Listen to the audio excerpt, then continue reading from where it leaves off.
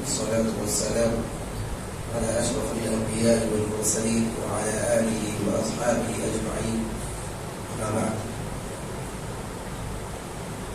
عن عائشة رضي الله عنها أن النبي صلى الله عليه وسلم كان يقول: اللهم إني أعوذ بك من الكسل والهرم والمأوي والمغرم إلى آخر الحديث، رواه البخاري. محترم حضرات، اس حدیث کو ہم تقریباً 2 دن سے سنتے آ رہے ہیں. طویل حدیث ہے. حضرت عائشہ رضی اللہ تعالیٰ عنہ سے روایت ہے. وہ فرمایا کرتے ہیں کہ اللہ کے نبی صلی اللہ علیہ وسلم اکثر اپنی دعاؤں میں یہ بھی دعا کیا کرتے تھے کہ اللہم انی اعوذ بک من الکسل، اے اللہ میں سستی کرنے سے تیری پناہ چاہتا ہوں. سستی، کن چیزوں میں سستی؟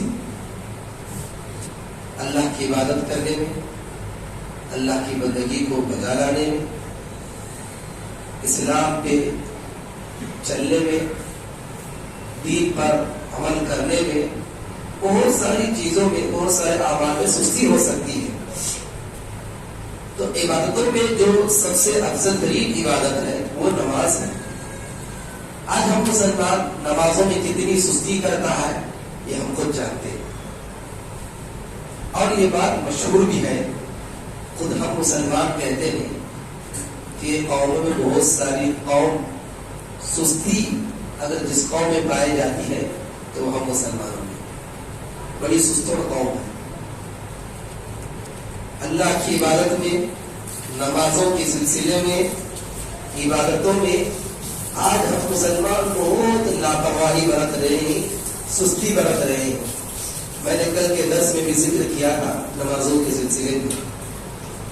اب کچھ حضرات سستی کو یا اس کا غلط فائدہ اٹھاتے ہیں کہ جب نماز کے لیے کھڑے ہوتے ہیں تو نماز جو کہ اللہ کی خاص عبادت ہے، جس میں گویا کہ انسان اللہ سے سرگوشی کرتا ہے، اللہ کے سامنے کھڑے ہوتا ہے، تو نماز کا جو طریقہ اسلام نے ہمیں بتلایا ہے کہ سورہ فاتحہ پڑھنا ہے یا کوئی ضمِ سورہ کوئی پڑھنا ہے.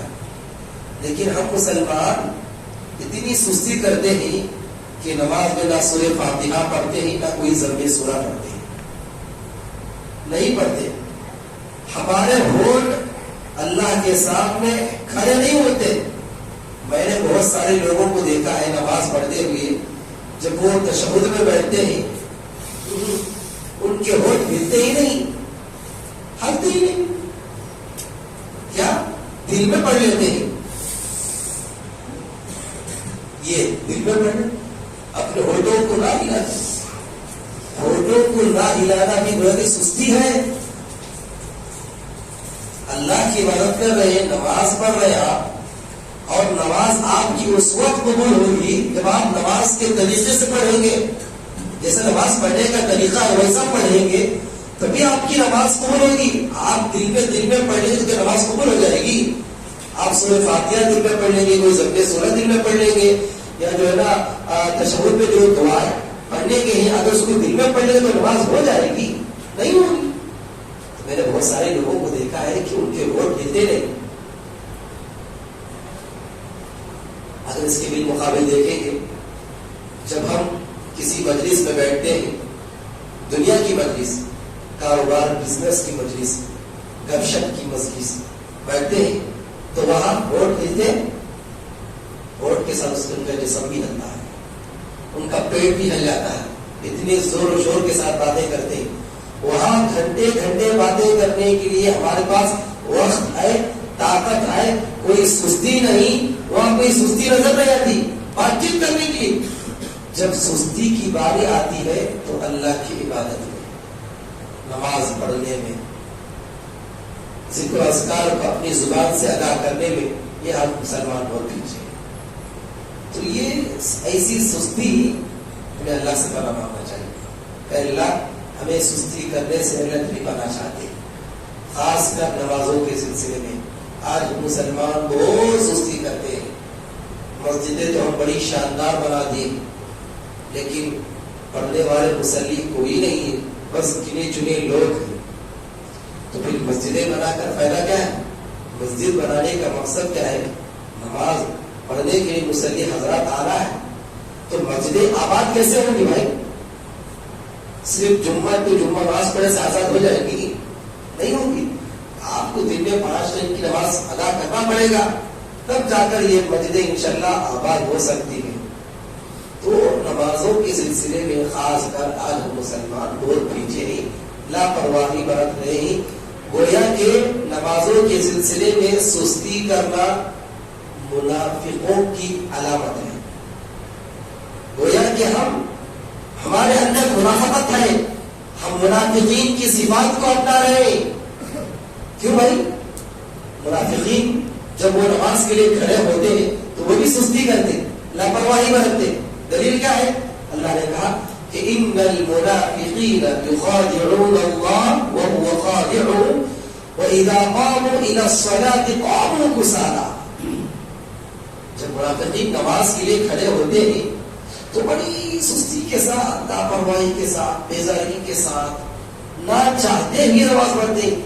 آج مسلمان وہی کر رہا, کسی کے کہنے پر مجبور ہو کر ارے مولانا بولیے, ارے مول صاحب بولیے, نماز کو چلو ہاں دیکھتی نہیں پڑھے تو مول صاحب کیا سمجھتے کی آگے نماز کو. یعنی وہ نہ چاہتے ہی مجبور نماز کو ادا کر رہے. خیر ادا کر رہے ٹھیک ہے, لیکن اس عبادت میں, اس نماز میں کچھ خشوع و خضوع اخلاص تو ہونا چاہیے نا, وہ بھی نہیں. تو پھر سستیوں کے ساتھ آج ہماری نمازیں ہو رہی ہیں, گزر رہی ہیں. تو کہاں ہماری نمازیں قبول ہو سکتی ہے؟ ہر کسی قبول نہیں ہوگی. قبول ہونے کے چند شرائط رہیں گے, اگر اس شرائط کو اپنائیں گے تو پھر اللہ تعالیٰ ہماری نمازوں کو, ہمارے عبادتوں پر اللہ ضرور قبول کرے گا. تو انشاءاللہ اس حدیث میں مزید جتنا باتیں ہیں انشاءاللہ آگے درس حدیث میں ذکر کی جائے گی. اللہ سے دعا کرتے ہیں کہ اللہ تعالیٰ ہمیں تیری عبادت ہمیں شوق اور جذبے کے ساتھ, اخلاص کے ساتھ, للہیت کے ساتھ ادا کرنے کی توفیق عطا فرما. اللہ اور اس کے رسول کی اطاعت کرنے کے سلسلے میں ہم سے جو کوتاہیاں ہوتی ہیں اللہ ان کوتاہیوں کو معاف فرما. ہمیں سستی کرنے سے بچا, چستی کے ساتھ ایکٹیو ہو کر چاق و چوبند رہ کر ہمیں کی عبادت کو بجا لانے کی توفیق عطا فرما. اللہ جو ہم نمازیں پڑھتے ہیں تو ہماری نمازوں کو قبول فرما. ہماری نمازوں میں جو ہم سے کوتاہیاں, جو غلطیاں ہو جاتی ہیں, اللہ ان غلطیوں کو, ان کوتاہیوں کو معاف فرما. دنیا میں و آخرت میں بھلائی عطا فرما. عذاب جہنم سے تمام مسلمانوں کی حفاظت فرما. آمین. وآخر دعوانا الحمدللہ.